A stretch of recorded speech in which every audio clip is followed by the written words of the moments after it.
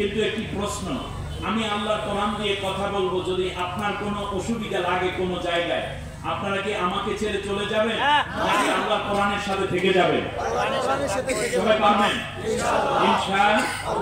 কান খাড়া করে আল্লাহর কোরআন আমরা এখন থেকে শুনবো। বাহিরে আর যেহেতু জায়গা মনে হয় মাঠের মধ্যে আর নাই, কিছু করার নাই। ভলান্টিয়ার ভাইদেরকে বলবো যারা বাহিরে দাঁড়িয়ে আছেন, ভাইদেরকে কমপক্ষে একটু ভেতরের দিকে যদি এনে দেওয়া যেত তাহলে কিছুটা ভালো হতো। দেখেন পুরো মাঠ একেবারে কানায় কানায় পরিপূর্ণ।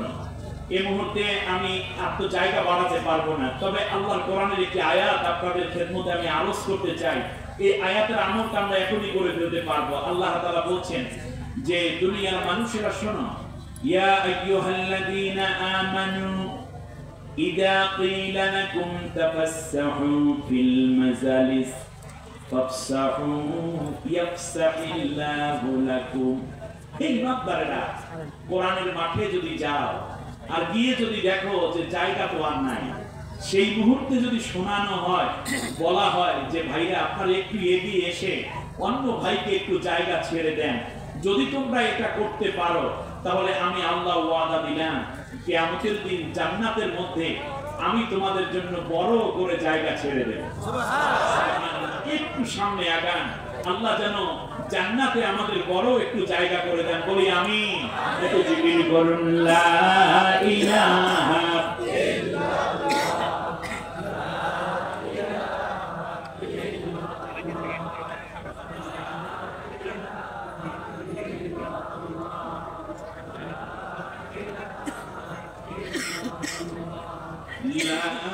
ইলাহা ইল্লাল্লাহ।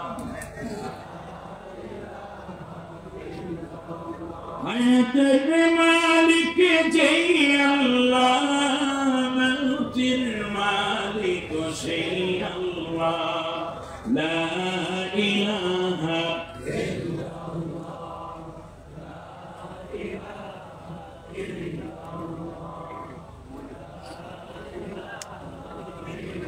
লা ইলাহা ইল্লাল্লাহু মুহাম্মাদুর রাসূলুল্লাহ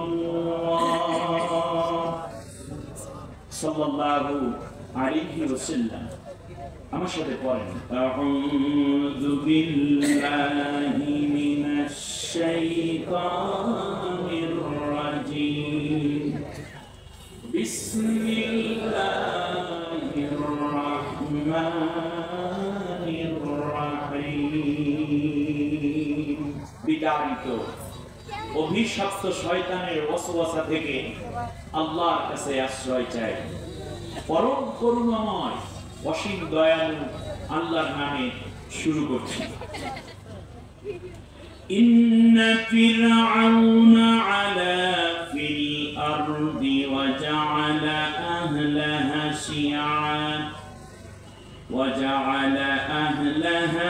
শিয়া'আন ইয়াস্তাদঈফু তা'iফাতাম মিনহুম يذبح أبناءهم ويستحيي نساءهم إنه كان من المفسدين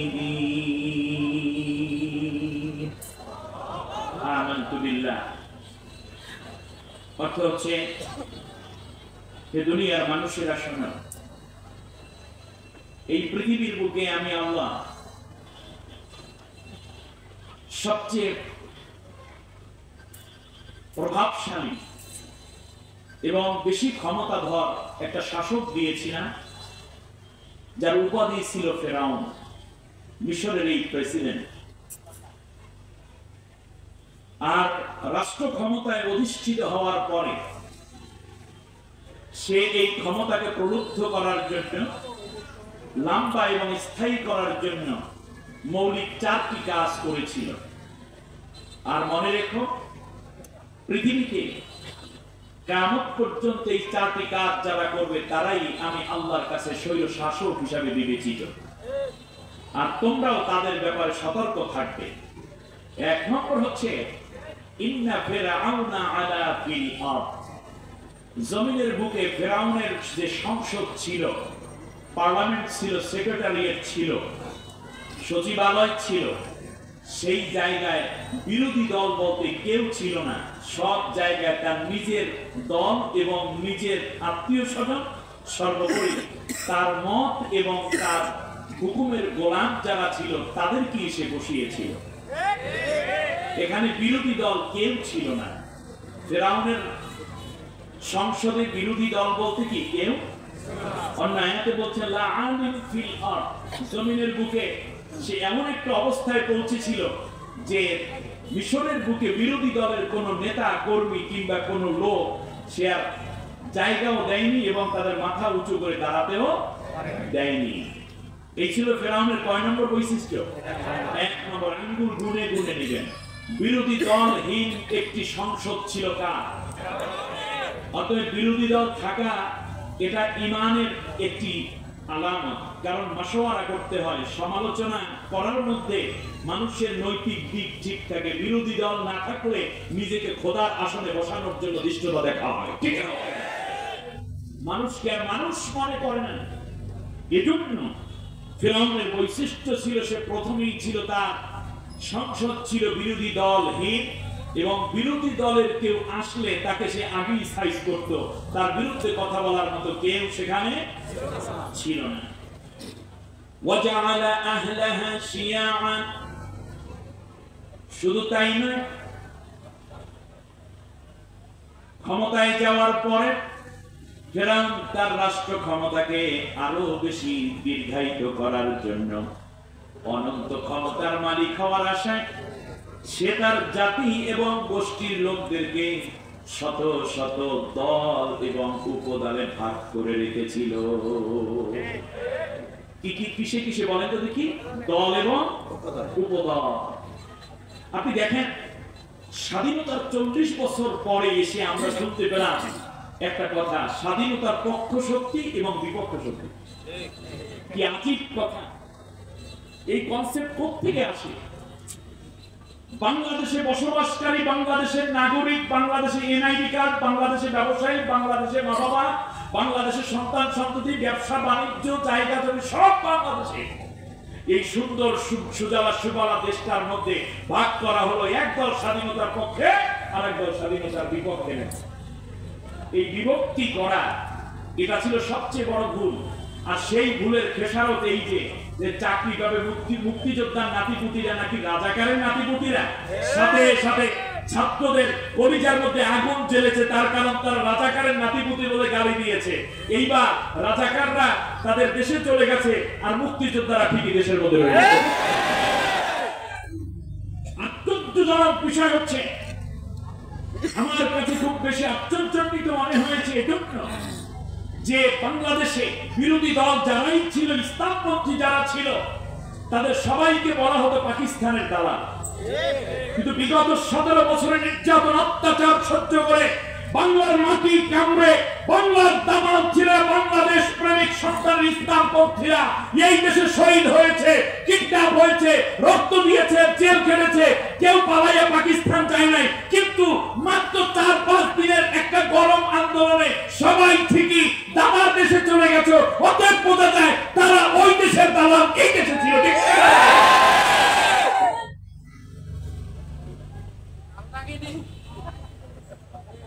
কে কোন দেশের দালাল আমরা বুঝি। যদি বেশি কোন দেশের দালাল বোঝাইতে চান তাহলে আমরা মক্কা মদিনার দালাল, কারণ বারবার ওখানে যেতে মন চায়। মক্কা মদিনা নিয়ে কটাক্ষ করলে আমাদের কলিজায় আগুন জ্বলে, ঠিক না বলেন আমার বন্ধুগণ? কারণ ওখানে আল্লাহর ঘর, নবীর বাইত, রওজা মুবারক, এজন্যই কেবল আমাদের কলিজার মায়া সেখানে, ঠিক না?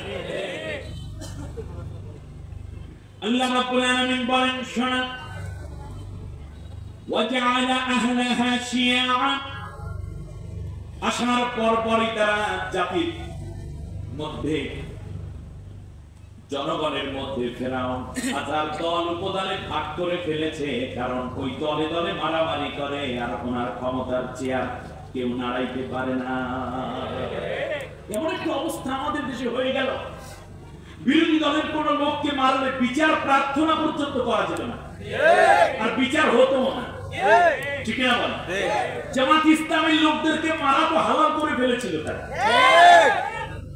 লাশটা পর্যন্ত বাবা মায়ের কাছে ফিরিয়ে পাওয়ার অধিকার ছিল না। এমনকি দুঃখজনক ভাবে বলতে হয়, মারার পরে জানাজাটা পড়ার অধিকার পর্যন্ত এই জমিনে দেওয়া হয় নাই।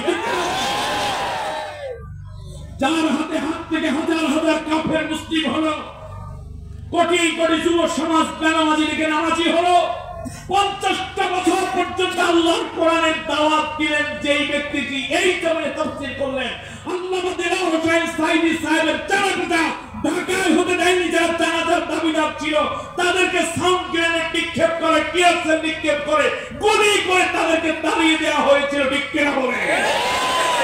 একদিন মৃত্যু আসবে, মৃত্যু একদিন আসবে প্রত্যেক মানুষেরই, কিন্তু আল্লাহর এই বড় ওলির সাথে যে বেয়াদবি হয়েছে, ইসলামী আন্দোলন কর্মীদের সাথে বেয়াদবি হয়েছে, তার খেসারত প্রত্যেককে দিতেই হবে। আল্লাহ রাব্বুল আলামিন কোরআন কারীমের মধ্যে স্পষ্ট করে বলেছেন, শোনো, ফিরআউন যেই দিন মারা গিয়েছিল সেই দিনের অবস্থা তোমরা জানো না, আমার বান্দারা আমি তোমাদেরকে জানাই। আল্লাহ রাব্বুল আলামিন বলেন, ফামা বাকাত আলাইহিমুস সামাউ ওয়াল আরদু ওয়া মা কানু মুনজারিন। আল্লাহ রাব্বুল আলামিন বলেন, যেই দিন ফিরআউন মারা গেল সেই দিন এই পৃথিবীতে কত মানুষ ছিল, কিন্তু কোন মানুষ ফামা বাকাত আলাইহিমুস সামাউ ওয়াল আরদ, আসমানের কেউ ফিরআউনের জন্য কান্না করে নাই। এমনকি জমিনের বুকে কোন মানুষ ফিরআউনের জন্য একটু আফসোস করে নাই। এমনকি কান্না করার কিংবা আফসোস করার মতো কোন পরিবেশও ছিল না। ওমা কানু মুনজারিন, এখানে মনে আছে না? ওমা কানু মুনজারিন, কোন পরিবেশও ছিল না, কান্নারও একটা পরিবেশ লাগে, ঠিক না বলে? ফিরআউন যেদিন মরেছে সেই দিন কান্নার কোন পরিবেশও ছিল না। আচ্ছা বলে তো দেখি, কোন লোক মারা গেলে সবচেয়ে বেশি কাঁদে কি? মা, এরপর কি? বাবা, এরপর বোন, সন্তান, স্ত্রী। আচ্ছা বলেন, ফিরআউনের স্ত্রীর নাম কি? সে কি কান্দে না হাসে? সন্তানাদি বলতে কেউ ছিলই না। শুধু তাই না, ওমা কানু মুনজারিন, কান্নার পরিবেশও ছিল না, পরিবেশও ছিল না। শুনুন, অবস্থা যা হবার তাই হবে। এরপর আল্লাহ তাআলা বলেন, কেউ তো কাঁদলো না। এমনকি ফিরআউনের মন্ত্রী পরিষদে যারা ছিল তারা তো সবগুলো লোহিত সাগরে শরীর সমাধি হয়ে গেল। পাশের রাষ্ট্রে যারা ছিল তারা তো বন্ধু বান্ধব, কমপক্ষে 2-1 জন, প্রায় 2 শতাধিক বছর রাষ্ট্র পরিচালনা করলো ফিরআউন। 2-4-5টা বন্ধুও তো ছিল, বন্ধুরাও কান্দে না, কারণ জানে ও কত বড় জালেম, ঠিক না বলেন? এই জন্য কেউ কান্না করে নাই। আর যা কানছে 2-1 জন মুখ ভাঁজ করছে, ও কান্না না। ফিরআউন নিজেও মাঝে মাঝে কাঁদতো, ওটা ফ্যাশন করতো, আর ও বুঝতো যে আসলে উনি কান্দে না, ওতে ওনার জন্য কান্না মানায় না। তো ওই দিন কি করছে একটু শুনেলাম। আল্লাহ রাব্বুল আলামিন বলছেন, শানাফা কুতিয়া দাবিরাল কওমিল্লাযীনা যালামু ওয়ালহামদুলিল্লাহি রাব্বিল আলামিন। সেদিন কেউ কান্না করে নাই, বরং যারাই খবর শুনছে মিশরের মধ্যে এবং দুনিয়ায় যে ফিরআউন 14 গোষ্ঠী সহ মরছে, সবাইকে আলহামদুলিল্লাহি রাব্বিল আলামিন। আমার কথা না, আল্লাহর কথা। বিশ্বাস হয় না আপনাদের? কোরআন খুলে দেখেন, আল্লাহ তাআলা বলছেন ওই দিন সবাই হাসছে। আলহামদুলিল্লাহ বলে কখন? বেজার হইলে না খুশি হয়? মানুষের সংবাদ, মৃত্যু সংবাদ শুনে মানুষ খুশি হয় না বেজার হয়? বেজার হইলে পরে কি? ইন্না লিল্লাহ। আর খুশি হইলে পরে কি? ওই সময় কি আমরা কেউ ছিলাম? কিন্তু কে দেখছেন? সেই আল্লাহ আমাদেরকে জানিয়ে দিয়েছেন, সবাই পড়ছে আলহামদুলিল্লাহ। অতএব বা দুনিয়ায় যারা এইরকম স্বৈর শাসক হবে, দুনিয়ায় থাকতেই বুঝলাম এমন অবস্থা হবে, মরার পরে কেউ ইন্না লিল্লাহ পড়বে না, দোয়া করতে যাবে না, সবাই বলবে আলহামদুলিল্লাহ।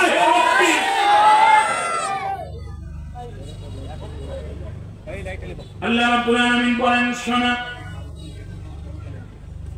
ওয়াজআলা আহলাহা শিয়াআন, যে জাতির মধ্যে বিভিন্ন দল এবং উপদলে ভাগ করেছে, ব্রিটিশরা যেমন করেছিল। কওমি আলিয়াত, মাদ্রাসা, স্কুল, কলেজ, ইউনিভার্সিটি, ঠিক তার পাশাপাশি বিভিন্ন ফিতনা তৈরি হয়ে গেল। হানাফি, শাফি, মালিকি, হাম্বলি, কেউ লামা সাহাবি, কেউ আহলে হাদিস, কেউ মাতখালি, কেউ জোরে জিকির, কেউ আস্তে জিকির, কেউ পাঁচকল্লি, কেউ লাম্বা, কেউ খাড়া টুপি, কেউ লেডান্নে টুপি, কেউ জোরে জিকির, কেউ আস্তে জিকির। এই রকম হাজার রকমের যত ফিতনা আছে, এগুলা ইসলাম থেকে আসে নাই, এগুলা ইহুদি খ্রিস্টানদের ষড়যন্ত্র থেকে মুসলমানদের ভিতরে ঢুকেছে, ঠিক কিনা? আপনার টুপি যাই হোক না কেন, জিকির যেভাবে করেন না কেন, আল্লাহর জিকির করাই দরকার, ঠিক কিনা বলেন? আপনার দাড়ি, আপনার জিকিরের ধরন, আপনার পাঞ্জাবির ধরন যেন এক মোমেন্ট থেকে আর এক মোমেন্টের মধ্যে তাফরিক তৈরি না করে, বরং মহব্বত তৈরি করে, ঠিক কিনা বলেন? হাত কোন জায়গায় বাঁধলেন, নাকি হাত বাঁধলেন না বুকে, নাকি নাভির নিচে অথবা উপরে, আপনি এই রকম রফুলিয়াদান করলেন নাকি করলেন না, আপনি আমিন আস্তে বললেন নাকি জোরে বললেন, আপনি কোন মাযহাবের ছিলেন, কোন তরিকার ছিলেন, আল্লাহ কিয়ামতের দিন জিজ্ঞাসাবাদ করবেন না, করবেন না, বরং আপনি নামাজ পড়েছেন কিনা, এইটাই হলো আল্লাহর জিজ্ঞাসা। কারণ নবীজি বিভিন্ন স্টাইলে নামাজ পড়েছেন, হাদিস শরীফের মধ্যে আছে। অতএব একজনে আরেকজনকে দ্বন্দ্ব বাজানোর কোনো সুযোগ। আপনি জোরে পারলে জোরে জিকির করেন, আস্তে পারলে আস্তে জিকির করেন। ইলম অর্জনের জন্য আপনি কওমি মাদ্রাসায় যান কিংবা আলিয়া মাদ্রাসায় যান, কোনো অসুবিধা নাই। হাই স্কুল কলেজে পড়েছেন, কোরআনটা বুঝেছেন, কোরআন অনুযায়ী চলার চেষ্টা করেন, দ্যাটস ওকে। সুতরাং কোন রকম ইখতিলাফ করা যাবে না। সবাই মিলেমিশে বন্ধু বন্ধু হয়ে হাত বাড়িয়ে বুকের সাথে অন্তর মিলাইয়া এই বাংলাদেশে ইসলামের পথে চলতে হবে, ঠিক কিনা? আর যারা মাঝখানে এসে এইভাবে ফিতনা তৈরি করবে, তারা চিহ্নিত ইসলামের দুশমন, বাংলাদেশের স্বাধীনতার সার্বভৌমত্বের দুশমন, ঠিক কিনা? এদেরকে বয়কট করতে হবে। আমি বিশ্বাস করি আর কোন ষড়যন্ত্র হবে না, ইনশাআল্লাহ। আল্লাহ রাব্বুল আলামিন বলেন, দল এবং উপদলে ভাগ করা হয়ে গেল, কিন্তু সবচেয়ে দুর্ঘটনার বিষয় হলো ইয়াস্তাদিফু তাইফাতাম মিনহুম। সবচেয়ে বড় দুঃখজনক বিষয় আল্লাহ আমাদেরকে বোঝাচ্ছেন, দল ছিল অনেক, কিন্তু একটা দলের উপরে ফিরআউন নির্যাতন অত্যাচার করে করে তাদেরকে শেষ করে দিয়েছে। দল অনেক, মার খায় কয় দলে? এক দলে। আজকে ফিলিস্তিনে দল অনেক, ইসলামী দল আরো আছে, কিন্তু দেখুন মার খায় এক দলে। আপনি চলে যান সিরিয়ায়, অনেক দল, মার খায় এক দল। ভারতেও দল আছে অনেক ইসলামের নামে, কিন্তু মার খায় কয় দলে? এক দলে। এমনি করে করে আপনি যদি মিশরে চলে যান, ওখানে অনেক ইসলামী দল আছে, কিন্তু মার খায় কয় দলে? এক দলে। আল্লাহ রাব্বুল আলামিন বললেন, শোনো, যেই দলটাই মার খায় ওই দলটাই হইল আমার হকপন্থী দল। তার কারণ তোমরা যদি হকপন্থী দল নাও চেনো, ইসলামের দুশমন যারা সরকারে থাকে, প্রশাসনে থাকে, তারা ঠিকই হকপন্থী দলটারে চিনে। ওইটারে যদি শেষ করে দিতে পারে, তাহলে ইসলামের বড় ক্ষতি করতে পারবে। এই জন্য অন্যদের মাথায় হাত বুলায়, হাদিয়া দেয়, খাওয়ান দেয়, ভরণ দেয়, পোষণ দেয়, গাড়ি দেয়, ফ্ল্যাট দেয়, কত সুন্দর প্রশংসা করে টেলিভিশন রেডিওতে। আর এক দল দেখবা ঘরের মধ্যে ঘুমাইতেও পারে না। ওই দলটা কার পছন্দে? আল্লাহ। ফিরআউন টার্গেট করেছে যেই দলে অত্যাচার করতে। আল্লাহ রাব্বুল আলামিন বললেন, এবার শোনো অত্যাচারের ধরনটা কেমন ছিল। ইউদাব্বিহু আবনাআহুম, ওই দলের যুবকদেরকে হত্যা করা হতো এবং নেতৃবৃন্দকে হত্যা করা হতো। ওয়াইস্তাহয়ী নিসাআহুম, আর নারীদের ক্ষমতায়ন করা হতো। নারীদের ক্ষমতায়ন, যুবকদেরকে শেষ করো, নেতৃবৃন্দকে শেষ করো, আর নারীদেরকে ঘর ছাড়া করে বাইরে এনে ক্ষমতা দাও। এটা কার থিওরি? আল্লাহ রাব্বুল আলামিন বলেন, ইন্নাহু কানা মিনাল মুফসিদিন। এই কাজগুলো করার কারণে ফিরআউন দুনিয়ার বুকে ছিল সবচেয়ে বড় স্বৈর শাসক। অতএব এই কাজগুলো যারাই করে তারা কি শাসক? তারা কি শাসক? বলুন তো দেখি, যেই সরকারটা, শাসকরা আমাদের দেশ থেকে পালায়ে গেল, আমার কাছে আফসোস লাগে, এতটা বছর ক্ষমতায় থাকার পরে হঠাৎ করে পালিয়ে যাওয়া লাগলো কেন? এর মানে নৈতিক ভিত্তি কত দুর্বল, পালাতে তো চাননি। আল্লাহ তাআলা বুঝাইয়া দিয়েছেন, আরে দুপুরের রান্না পর্যন্ত করে রেখেছে, গরম খাবার। আল্লাহ রাব্বুল আলামিন বলেন এই খাবার তোমার জন্য নয়, এটা হচ্ছে বিপ্লবী মুজাহিদদের জন্য। আমার পথে যারা জীবন দিয়ে দেশ রক্ষা করতে চায়, বাংলাদেশের 4 লক্ষ মসজিদের অতন্ত্র প্রহরীর দায়িত্ব যারা নিতে চায়, বাংলাদেশের 1.5 কোটি আলেমের দায়িত্ব যারা নিতে চায়, বাংলাদেশের 14 লক্ষ হাফেজের দায়িত্ব যারা নিতে চায়, তাবলীগ ওয়ালাদের নিরাপত্তা যারা দিতে চায়, পীর মাশায়েখ মুরিদদের নিরাপত্তা যারা দিতে চায়, যারা জাকিরিনদের নিরাপত্তা দিতে চায়, যারা সাজিরিনদের নিরাপত্তা দিতে চায়, যারা নারী এবং যুবতীদের নিরাপত্তা দিতে চায়, যারা বাংলাদেশ ইসলামী আন্দোলন নেতা কর্মীদের বুকের ভার কমাতে চায়, আমি তাদের জন্য এই খাবারের ব্যবস্থা রেখেছি। তোমার জন্য এই খাবার আমি আল্লাহ নিষিদ্ধ করে দেব।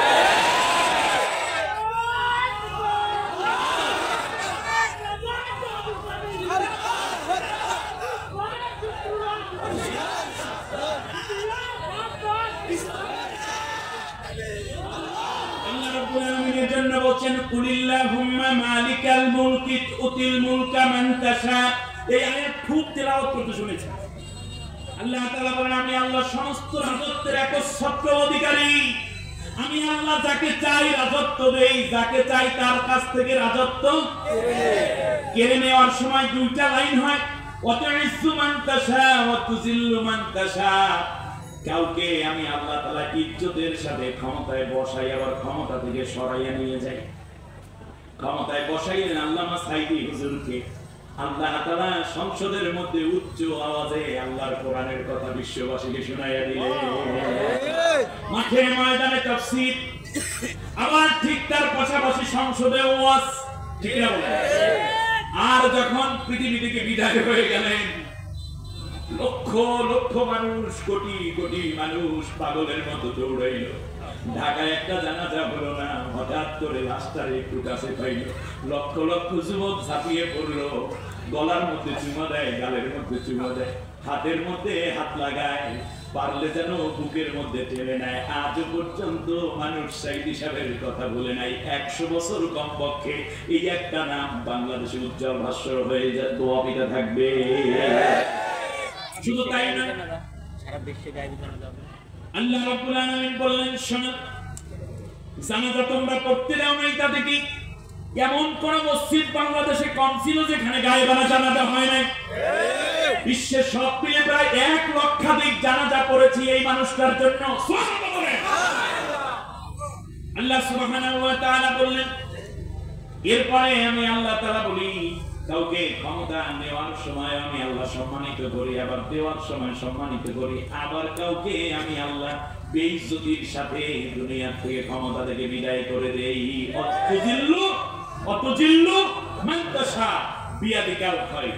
এরপর আল্লাহ বলেন, অতুখরিজুল হাইয়া মিনাল মাইয়্যিতি অতুখরিজুল মাইয়্যিতা মিনাল হাইয়্যি। এরপর শেষে গিয়ে কি বলেন, অতারযুকু মান তাশা বিগাইরি হিসাব। আল্লাহ তাআলা বলেন, যখন ক্ষমতার পালাবদল হয়, এর আগে একটা অনেক জিনিস এরকম তোমরা পাবা। আপনারা শুধু ডিম আর মুরগির উদাহরণ দিয়ে শেষ করবেন না। তুখরিজুল হাইয়া মিনাল মাইয়্যিতি, মরা নদী থেকে আমি আল্লাহ তাআলা জীবন্ত স্রোতধারা বের করে দেই। ঠিক তেমনি 17টা বছর পর্যন্ত কেন্দ্রীয় অফিসটা মরা ছিল। তুখরিজুল হাইয়া মিনাল মাইয়্যিতি, মরা থেকে জীবিত হয়ে গেছে। সুবহানাল্লাহ। আপনি শুধুমাত্র এই মরার জীবিত কেন চিন্তা করেন? কারণ আল্লাহ তাকে মুলকের কথা বলেছেন, রাজত্বের কথা বলেছেন। এই রাজত্ব করতে গিয়ে টেলিভিশন চ্যানেলগুলো পর্যন্ত বন্ধ করেছিলেন। আমি আল্লাহ রাব্বুল আলামিন তুখরিজুল হাইয়া মিনাল মাইয়্যিতি, এই মরা টেলিভিশন এখন আবার জীবিত করে দিয়েছি। কর্মীদের মনের মধ্যে বড় হতাশা ছিল, কোন দিন ইসলামের সূর্য আসবে, কোন দিন একটা মুক্ত বাতাস পাবো। আল্লাহ রাব্বুল আলামিন বলেন, মরা হৃদয়গুলোকে আমি আল্লাহ জীবন্ত করে, সজীব করে আল্লাহ আমার কোরআনের পতাকা উন্নীত করার তাকবীর তাদের অন্তরে এবং কণ্ঠে আবার ভরপুর করে রেখেছি। যখনই ময়দানে বসতাম তখন কলিজাটা দূর দূর করত। ইতিমধ্যে পরামর্শ আসতো, হুজুর কোন রাজনৈতিক আলোচনা করবেন না। আরে আমি রাজনীতি দিয়ে কি করব? আমি তো কোরআনের কথা বলেই শেষ করতে পারি না, এরপরেও কত ঝামেলা, কত ইনস্ট্রাকশন আসতো, এরপরে মাইকটা কেড়ে নিয়ে যেত, না জানি মামলা হয়ে যায়, কত ঝামেলা। কলিজাটা শুকাইয়া ছিল। আল্লাহ রাব্বুল আলামিন বলেন তুখরিজুল হাইয়া মিনাল মাইয়িতি, এই মরা হৃদয়ের মধ্যে আমি আল্লাহ তাআলা এখন তোমাদের জীবন্ত সঞ্জীবনী এসে তোমাদের কণ্ঠগুলোকে আমি আল্লাহ কোরআনের জন্য উন্মুক্ত করে দিলাম। তুখরিজুল হাইয়া মিনাল মাইয়িতি ওয়া তুখরিজুল মাইয়িতা মিনাল হাইয়া। আবার কারো কারো এতদিন পর্যন্ত জীবিততার মধ্য থেকে মরণা বাড়ি করে এতদিন জীবন্ত ছিল, তার পাশে ঢাকঢোল বাজতো, মদের আড্ডা বসতো দলীয় অফিসের মধ্যে, কত আনন্দ ছিল। অন্য দলের সব অফিস বন্ধ, সব কার্যক্রম বন্ধ, মিছিল বন্ধ, মিটিং বন্ধ, সাংবাদিক সম্মেলন বন্ধ, তোমাদের প্রোগ্রাম গুলো সব বন্ধ করে তোমাদেরটা শুধু জীবিত রাখছিলা। আমি আল্লাহ এবার তোদেরটা মাইরা দিলাম আর মরারে জীবিত করে দিলাম। এরপর আল্লাহ রাব্বুল আলামিন বলেন খাওন দাওন তো ভালোই জোগাড় করছিলাম, ব্যাংকে হাজার হাজার কোটি টাকা জমা রেখেছো, রান্না ঘরের মধ্যে কি সুন্দর মুরগি পোলাও, সেখান থেকে নিয়ে গাছ গাছটা চারপাশে সুন্দর করে শাক সবজি টবজি লাগায় কতদিন ক্ষমতায় থাকার নেশা তোমাদেরকে পাইছিল জানি না। আল্লাহ সুবহানাহু ওয়া তাআলা বলতেছেন আমি আল্লাহ যারে খাওয়াই অগণিত খাওয়াই, আর যারে খাওয়াই না তারে কিন্তু আমি আল্লাহ রান্না করা খাবারটাও খাইতে দেই না। তারযুকু মান তাশাউ বিগাইরি হিসাব। আমি আল্লাহ তারে চাই অগণিত রিজিক দেই, কারণ রিজিকের সম্পর্ক ক্ষমতার সাথে আছে। ঠিক ক্ষমতা সিন্ডা খালি খাইবা, কেমনে খাইবা? আল্লাহ না খাওয়াইলে পারবা না। আল্লাহ রাব্বুল আলামিন বলেন শোনো, এইগুলা ফেরাউনের কাজ শেষ হলো, এবার শোনো ফেরাউন বারবার কাজ করে, আমি আল্লাহ কি কিছু করব না? আল্লাহ রাব্বুল আলামিন বলেন আমি আল্লাহ সুবহানাহু ওয়া তাআলা পাঁচটা কাজ করলাম। সুবহানাল্লাহ বলেন। আল্লাহ তাআলা বলেন নুরিদু আন নামুন্না আলাল্লাযীনা ইসতুদঈফু ফিল আরদ।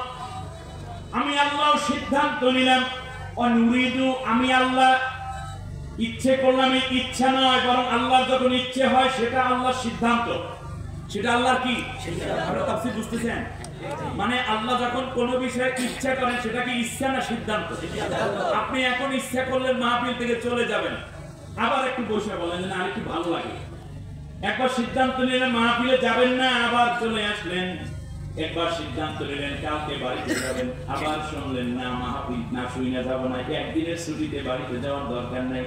আপনার সিদ্ধান্ত নড়বড় হয়, আপনার ইচ্ছা নড়বড় হয়, কিন্তু আল্লাহ তাআলা যেটা ইচ্ছা করেন ওটা কি চেঞ্জ করেন নাকি? না। আল্লাহ রাব্বুল আলামিন অনুরিদু আমি আল্লাহ ইচ্ছে করলাম, ইরাদা করলাম। ইরাদা মানে হচ্ছে এটা আল্লাহর ডিসিশন, এটা ফাইনাল সিদ্ধান্ত, ঠিক কিনা? সিদ্ধান্ত কার? আল্লাহ। আরো জোরে বলেন আল্লাহ, আরো সুন্দর করে বলেন আল্লাহ। আল্লাহ রাব্বুল আলামিন অনুরিদু আমি আল্লাহ সিদ্ধান্ত নিলাম আন্নামুন্না আলাল্লাযীনা ইসতুদঈফু ফিল আরদ, যেই দলটার উপরে নির্যাতন হলো, নেতৃবৃন্দকে হত্যা করা হলো, আয়না ঘরে ঢুকাইয়া অত্যাচারে অত্যাচারে জীবনটারে শেষ করে দেওয়া হলো, সম্পদগুলো লুণ্ঠন করা হয়, এমনি করে করে যত পীড়ন করা হলো, যাদের উপরে চূড়ান্ত আঘাত হানা হলো, আমি আল্লাহ সিদ্ধান্ত নিলাম আমার দয়া আমার মায়া ওই দলটার উপরে বাড়াইয়া দেব।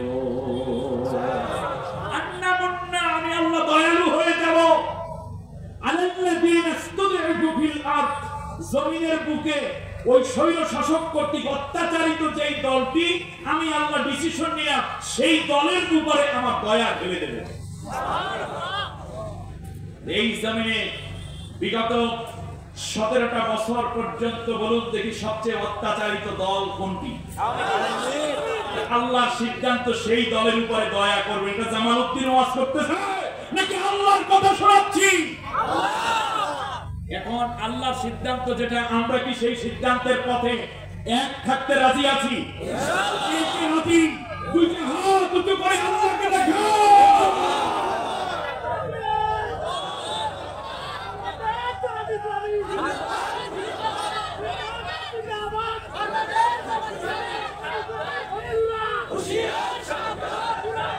আল্লাহ তুমি কবুল করেন আমিন। আল্লাহর দয়া পড়েছে ওই দলের উপরে, রক্ত জীবন শাহাদাত হয়েছে যেই দলে, ঠিক কিনা বলেন? ব্যাস দ্বিতীয় হচ্ছে ওয়ানাজআলাহুম আইম্মাতান, একেবারে তৃণমূল থেকে রাষ্ট্রের সর্বোচ্চ পর্যায় পর্যন্ত সব জায়গায় আমি আল্লাহ রাব্বুল আলামিন ওই দলটার হাতে নেতৃত্বের চাবিকাঠি উঠাইয়া দেব। এটা কি আমার কথা, আপনাদের কথা, নাকি আল্লাহর কথা? এই সিদ্ধান্ত কার? এটা কে চান? আল্লাহ যেটা চান আপনারাও সেইটা চান কিনা?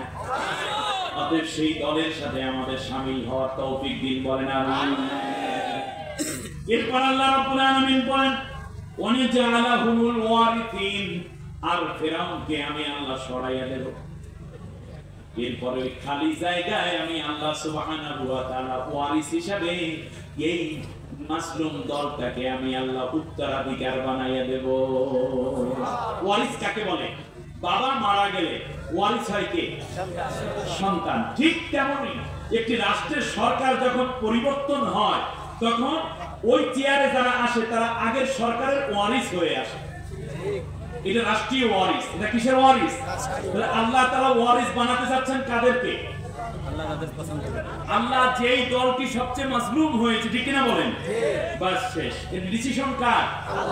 আল্লাহ রাব্বুল আলামিন বলেন আগে ছিল মুস্তাদাফিন, তারা ছিল দুর্বল, নির্যাতিত, বাড়িতে ঘুমোতে পারে নাই। 17টা বছর পর্যন্ত এই রকম মানুষের খবর আমার কাছে আছে যারা ঈদের জামাতে পর্যন্ত যেতে পারে নাই। 150 মামলার আসামি। নির্যাতনে জীবনটা শেষ। আল্লাহ রাব্বুল আলামিন বলেন এতদিন পর্যন্ত তো তারা ছিল নির্যাতিত, আমি আল্লাহ সিদ্ধান্ত নিলাম এই দলটাকে এখন আমি আল্লাহ তাআলা শক্তিশালী করে দেব। আগে বাড়িতে এসে মা খাবার দিয়েছে, এমন সময় ফোন এসেছে, পুলিশ কিন্তু গেল, ভাত রেখে ছেলে 6 মাস পর এসে বাড়িতে আবার চলে গেছে, আবার তার নিরুদ্দেশ হয়ে গেছে। মনে রেখো এইরকম একটা পরিবেশ তাদের ছিল। এখন থেকে তোমরা যারা জুলুম করেছো তারা জেনে নাও, যদি বাজারে যাইতে চাও তাহলে আগে একটু করিমের কাছে, আব্দুল করিমের ফোন করে যাইও, বাবা আমি তো বাজারে যাইতে চাই, যাবো নাকি যাবো না? কথা বুঝে আসতেছে? ঘরে ঘুমাতে হলে ওই নির্যাতিতদের কাছে অনুমতি নিয়ে এখন ঘুমাতে হবে। তার কারণ হচ্ছে এই যে তারা ছিল নির্যাতিত, এখন শক্তিশালী হচ্ছেন কার দয়া? আপনারা কি এই শক্তিটা পছন্দ করেন নাকি অসুবিধা আপনাদের জন্য? আল্লাহ তাআলা মাজলুমকে শক্তিশালী করুন, বলেন আমিন। আমরা এই শক্তিশালী হওয়ার সাথে সাথে দোয়া করব আল্লাহ যেন তাদেরকে ইনসাফের সাথে দায়িত্ব পালনের তৌফিক দেন। অন্যান্য দলের লোকেরাও মাজলুম হয়েছে, নিঃসন্দেহে তাদের উপরে আল্লাহ দয়া আসবে, ঠিক না বলেন? অনেক বৃদ্ধা এক নেত্রী জেলের মধ্যে একটা, আহারে কি দোষ ছিল অনেকে। এই গাজীপুরে আমার মনে পড়ে আদালত থেকে হাতের মধ্যে কড়া পরানো, পায়ের মধ্যে বেউড়া, বেউড়া কি বলে শিকল ডান্ডা বেড়ি পরানো, মা মারা গেছে। শুনুন, আমরা কি মনে করেন আপনাদের? যে ছিল যে মায়ের লাশটা সন্তান কবরে রাখবে, ওখানে সরকার দলের নেতৃবৃন্দ ছিল, তারা বলেছে এই ছেলেটাকে একটু খুলে দাও, পুলিশ তার হাত এবং পায়ের শিকলগুলো খুলে দাও, তারপরেও দেয় নাই। নির্যাতন কি গাছে ধরে? আমরা এরকম জুলুম করতে পারবো না, কারণ তবে যারা জালেম ছিল তাদের উপর প্রতিশোধ নেওয়ার অধিকার দিয়েছেন আল্লাহ। এরপরেও বলি, আপনার দলীয় পরিচয় যাই হোক না কেন, আপনি যদি মুসলিম হন, এলাকাবাসী হন, নিঃসন্দেহে সবাই মিলেমিশে বাস করব। অন্যায় ভাবে কারো বিরুদ্ধে মামলা করবেন না, কারো সম্পদ লুণ্ঠন করবেন না, তাহলে আপনি ফিরআউনের দোষর হয়ে গেলেন। অন্যের সম্পদের প্রতি আপনার ন্যূনতম দৃষ্টি দিবেন না। যেই কারণে ওদের পতন হয়েছে, আপনার ভিতরে যদি সে মিথ্যা মামলা, হামলা, অন্যায়, অত্যাচার করার চরিত্র হয়, তাহলে তাদের মধ্যে আপনার মধ্যে কিসের পার্থক্য রইল? ক্ষমতার দ্বন্দ্ব করবেন না, ক্ষমতা ইনসাফ প্রতিষ্ঠার জন্য ব্যবহার। আল্লাহ রাব্বুল আলামিন বলেন শুনানুমাক্কিনা লাহুম ফিল আরদ, জমিনের বুকে তাদেরকে আমি আল্লাহ শক্তিশালী করে দেব। গতকালকে যেই ওসি তাদেরকে ধরার জন্য নির্দেশ দিত, আজকে সেই ওসি সালাম দিয়ে বলবে, স্যার আপনাদের কি উপকার করতে পারি, এই ব্যবস্থাটা কে করে দেয়? আল্লাহু আকবার। আমাদের দেশের কতিপয় প্রশাসনিক কর্মকর্তা এবং পুলিশ বাহিনীর অতি উৎসাহী, কিছু সদস্য এমন রেড লাইন অতিক্রম করেছিল, শেষ পর্যন্ত হাজার হাজার জীবন নিয়ে তারপরে মার খাইয়া তারপর থামছে। এরা অতি উৎসাহী। পুলিশের লাইন লেন্থ দায়িত্ব থেকে তারা বহু দূরে চলে গেছে। অনেকজনে তো বলেই গেছে বিমান থেকে হেলিকপ্টার থেকে পানি ফেলা হয়েছে নাকি, আর সেই পানির আঘাতে শিশু মারা গেছে। মিথ্যার সীমা থাকা দরকার। আল্লাহ আমাদেরকে মাফ করুন।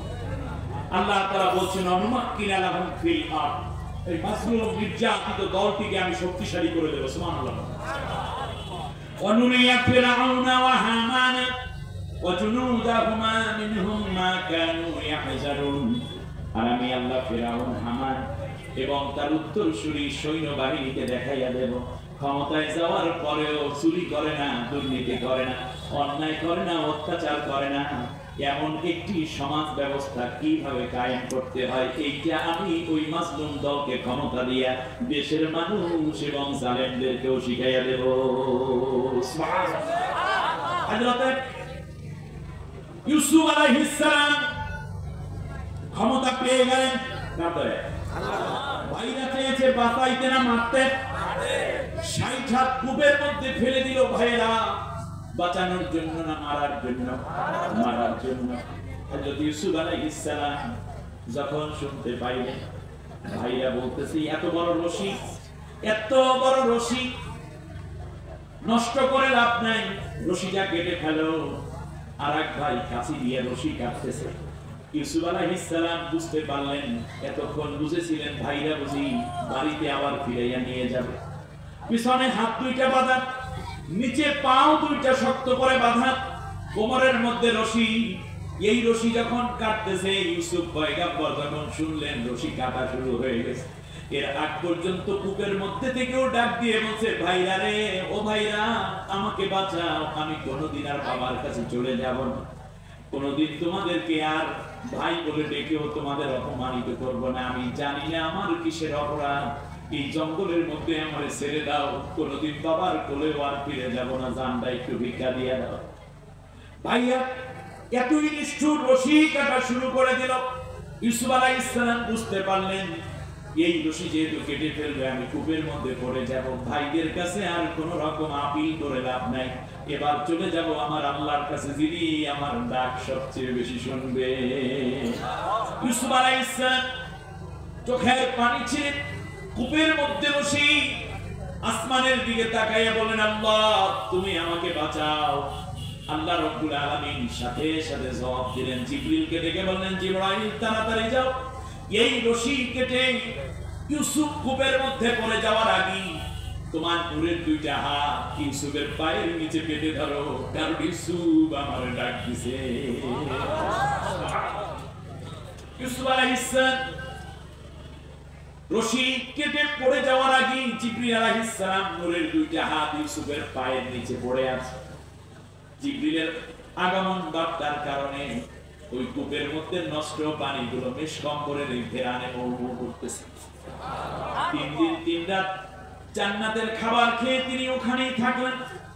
আপনারা জানেন মালিকে মিশর তাকে উদ্ধার করে আবার নিয়ে গেল মিশরে, সেখান থেকে মিশরের বাদশা তাকে নিয়ে গেলেন। ইউসুফ পয়গম্বরের উপরে এক দুষ্ট নারীর লোলুপ দৃষ্টি পড়েছিল, কিংবা তার বিরুদ্ধে জেল জারি করার জন্য সে দাবি করল। ইউসুফ পয়গম্বর জেলে গেলেন। আবার এক সময় আল্লাহ রাব্বুল আলামিন মিশরকে উদ্ধার করার জন্য জেলের ইউসুফকে দিয়েই আল্লাহ রাব্বুল আলামিন মিশরের প্রেসিডেন্ট ইউসুফকে বানায়া ভাইদেরকে ইউসুফের সামনে মাথা নত করায় নিয়েছেন, ঠিক কিনা? আমার বন্ধুগণ, সেই দিন ইউসুফ পয়গম্বর ভাইদেরকে কাছে পেয়ে চাইলে তিনি প্রত্যেককে হত্যা করতে পারতেন, কিন্তু ইউসুফ আলাইহিস সালাম বললেন লা তাসরিবা আলাইকুমুল ইয়াউম, তোমাদের উপরে আমার কোনো অভিযোগ নাই, কারণ হচ্ছে তোমরা আমাকে মারতে চেয়েছো আর আমার আল্লাহ রাব্বুল আলামিন তোমাদেরকে আমার অনুগত করে আমার সামনে মাথা নত করে রেখেছে। সময় আসবে আপনি আনুগত্য করুন, অনুগত হন, কোন ব্যক্তির কিংবা দলের নয়, আল্লাহর কোরআনের। আল্লাহর কোরআনের কথা যারা বলে আপনি তার অনুগত হয়ে যান, আল্লাহ যেই দল থেকে পছন্দ করেছেন সেই দলের সঙ্গী হয়ে যান, এটাই আপনার জীবনের সবচেয়ে বড় পাওয়া হয়ে যাবে। ঠিক না বলেন? এখন আল্লাহ রাব্বুল আলামিন আমাদেরকে আবার চেনাচ্ছেন। শোনান, আমার আপনার নবী বিশ্বনবী মুহাম্মদ রাসূলুল্লাহ সাল্লাল্লাহু আলাইহি ওয়াসাল্লাম যেদিন মক্কা বিজয় করলেন, সেই দিন তিনি বললেন, তোমাদের উপর আমার কোনো অভিযোগ নাই, লা তাসরিবা আলাইকুমুল ইয়াউম, আমার কোনো অভিযোগ নাই। তার কারণ তোমরা মারতে চেয়েছো, আল্লাহ আমাকে প্রেসিডেন্ট বানায়া তোমাদেরকে প্রজা বানায়া দিয়েছে। সুবহানাল্লাহ। কিন্তু আল্লাহর কোরআনের সাথী যারা, তাদের জন্য দুনিয়া আখিরাত দুইটা পুরস্কার রয়ে গেল। এবার আল্লাহ সুবহানাহু ওয়া তাআলা বলছেন, সবচেয়ে মাজলুম দলটাকে আমি আল্লাহ ক্ষমতা দিতে চাই, দয়া করতে চাই। এই ডিসিশন কার? এখন কোন পীরে যদি না চায় তাতে আল্লাহর কিছু যায় আসে নাকি? কোন শিল্পপতি যদি না চায় তাতে আল্লাহর কিছু যায় আসে নাকি? কোন বক্তা যদি চায় এই দলটা ক্ষমতায় না আসুক তাতে আল্লাহর কিছু যায় আসে? কোন বুজুর্গ যদি চায় এই দলটা না আসুক, তাগুতের পিছনে দালালি করে, আল্লাহর কোরআনের জন্য যারা জীবন দেয় তাদের সাথী হতে পারলো না, আল্লাহর কোরআনের রাজ কায়েম হোক, এটা যারা চায় না, এই মানুষগুলো মূলত মুনাফিক। এই মানুষগুলো ইসলামের শত্রু। ইসলামের শত্রু মানে আল্লাহর শত্রু, ঠিক না? এবার আল্লাহ রাব্বুল আলামিন বলছেন, শোনা, এই দলটার দ্বিতীয় আরেকটা বৈশিষ্ট্য হলো সূরা আহজাবের 23 নম্বর আয়াত। আল্লাহ রাব্বুল আলামিন বলেন, মিনাল মুমিনিনা রিজালুন সাদাকু মা আহাদুল্লাহ আলাইহি ফামিনহুম মান কাদা নাহবাহু ওয়া মিনহুম মান ইয়ামতাদির ওয়া মা বাদদালু তাবদীলা। কার কথা? বিশ্বাস হয় না? আল্লাহ রাব্বুল আলামিন বলেন, শোনো, এই সত্যপন্থী দলটার আরেকটা আলামত আমি তোমাদেরকে বলি। আল্লাহ রাব্বুল আলামিন কি নাম ধরে ধরে বলবেন নাকি? এটা কি আল্লাহর কাজ? আল্লাহ আমাদেরকে বুঝিয়ে দিচ্ছেন কোন দলের দিকে তোমাদের এই মুহূর্তে যাওয়া দরকার, কোন দলের সমর্থনে কাজ করা দরকার। আল্লাহ বলেন, সেই দলটার মধ্যে এমন কিছু পুরুষ আছে, নেতা আছে, নেতৃবৃন্দ আছে, এরকম একজনকে হত্যা করা হয়, আরেকজনকে হত্যা করার জন্য প্রস্তুত করা হয়, একজনকে ফাঁসি দেয়া হয়, ফাঁসির কাষ্ঠ থেকে একজনকে নামায় আর একজনকে ফাঁসি দেওয়ার হুকুম, আগামীকাল কি তার ফাঁসি। এই লোকটাকেও শোনানো হয়েছে আগামীকালকে কিন্তু অমুককে ফাঁসি দেওয়া হবে। এরপর আর একজনকে অ্যারেস্ট করে, একজনকে গুলি করে হত্যা করে, আর একজনের সামনে বলে, তোরেও এই কাজ করবো তুই যদি এই আমাদের কথা না শোনো। কিন্তু দেখা যায় আল্লাহ রাব্বুল আলামিন বলেন, ওমা বাদদালু তাবদীলা, একজনকে হত্যা করে আর একজনকে প্রস্তুত করে হত্যার ভয় দেখায়। কিন্তু তারা একদিন যে ইন্না সালাতি ওয়া নুসুকি ওয়া মাহইয়ায়া ওয়া মামাতি লিল্লাহি রাব্বিল আলামিন, নিঃসন্দেহে আমার নামাজ, আমার কুরবানি, আমার জীবন, আমার মরণ বিশ্বজাহানের পান্ডেওয়ালা আল্লাহর জন্য। এই বায়াত নিয়ে তারা যে ময়দানে একদিন ঝাঁপিয়ে পড়েছিল, মৃত্যুর পর মৃত্যু হয়, লাশের পর লাশ চলে যায়, কিন্তু এই শপথ থেকে তারা এক চুল পরিমাণ পরিবর্তন হয়ে যায় না। এই দলটি তোমাদের জন্য নেয়ামত। এরপর আল্লাহর নবী বলেছেন, শোনা, আন আব্দুল্লাহ ইবনে ওমর রাদিয়াল্লাহু তাআলা আনহুমা قال قال رسول الله صلى الله عليه وسلم فاتبعوا سواد الأعظم فإنه من شج شج في النار। আপনারা শুনতেছেন না মনে? হ্যাঁ শুনতেছেন। নবীজির এই হাদিস, নবীজি বলেন, একটি রাষ্ট্রের মধ্যে অনেকগুলো ইসলামী দল থাকতে পারে, কিন্তু যেই দলটি যাচ্ছি, নোট করুন, সেভ করুন, রেকর্ড করুন। আমাদের কত মিডিয়ার ভাই বন্ধুরা এসেছেন কষ্ট করে করে, তারা এই কথাগুলোকে জাতির সামনে ছড়িয়ে দিন। তার কারণ বাংলাদেশ 53 বছর স্বাধীন হয়েছে, সামনে আগাইতে পারিনি, আর পাশের দাদা বাবুরা এখন যে অত্যাচার করছে তা তো আমরা দেখছি। বন্ধুরা, আমি এই ব্যাপারে আপনাদের কাছে বেশি সময় আর নিচ্ছি না, আমার সময় প্রায় শেষের দিকে। শোনো, আপনাদের উদ্দেশ্যে কিছুক্ষণের মধ্যে তাশরিফ আনবেন নন্দিত আলমী দ্বীন, আমার একান্ত কলিজার টুকরা ভাই শায়েখ আলী হাসান উসামা রাজবাড়ী। খুব কাট কথা বলেন, কিন্তু প্রত্যেকটা কথা দালিলি, ঠিক না বলেন? আল্লাহ আমার ভাইকে যত সময় আসার তৌফিক দিন। এর আগে কথা বলেছেন নন্দিত আলিম দিন, প্রিয় কলিজার টুকরা ভাই আমির হামজা, খুব চমৎকার কথা বলেন। মাসলুম আলিম, দুইজনই মাসলুম হয়েছে। আল্লাহ তাদেরকে এই মাসলুমের পুরস্কার দুনিয়া আখিরাতে উভয় জগতে দান করুন বলি আমি। হাজার হাজার আলিম নির্যাতিত হওয়া একটি অন্ধকার থেকে আল্লাহ এই জাতিকে মুক্তি দিয়েছেন। এবার আল্লাহ নবী বলেছেন ফাত্তাবিউ সিওয়াদাল আযম। ইসলামী মুসলিম অধ্যুষিত একটি রাষ্ট্রের মধ্যে অনেক ছোট ছোট দল থাকবে, ইসলামী এটা থাকুক, কিন্তু নবী বলেছেন তোমরা সবাই মিলে যেই দলটি সবচেয়ে বেশি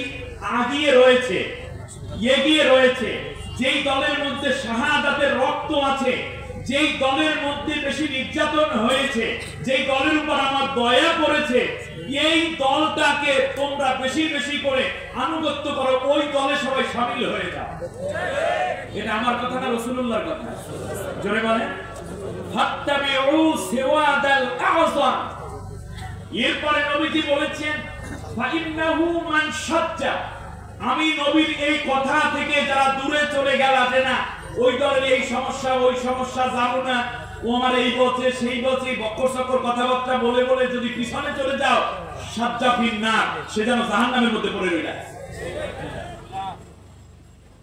অতএব দিন প্রতিষ্ঠার জন্য, ইসলামী হুকুমত প্রতিষ্ঠায় যে এই দলটি এগিয়ে আছে, সর্বত্র যাদের নেতৃত্ব তৈরি আছে, তারা ডিসি হতে পারে, এসপি হতে পারে, পুলিশ প্রধান হতে পারে, ডাক্তার আছে, র‍্যাব, গোয়েন্দা, ডিবি, ডিএসপি তে যাদের উপযুক্ততাও তৈরি হয়ে আছে, মেম্বার চেয়ারম্যান হইতে নিয়ে প্রেসিডেন্ট বানানোর ক্ষমতাও ওই দলটার যাদের আছে, সব জায়গায় যাদের শিক্ষা ব্যবস্থা, সাংস্কৃতিক ব্যবস্থা, ইলেকট্রনিক জগৎ, এই সব জগৎ, প্রিন্ট জগৎ, সব জায়গায় যারা দক্ষ বেশি, ওই দলটি এগিয়ে আছে, সেই দলটার অনুসরণ তোমরা করো। যদি সরে যাও তুমি জাহান্নামে চলে যাবে।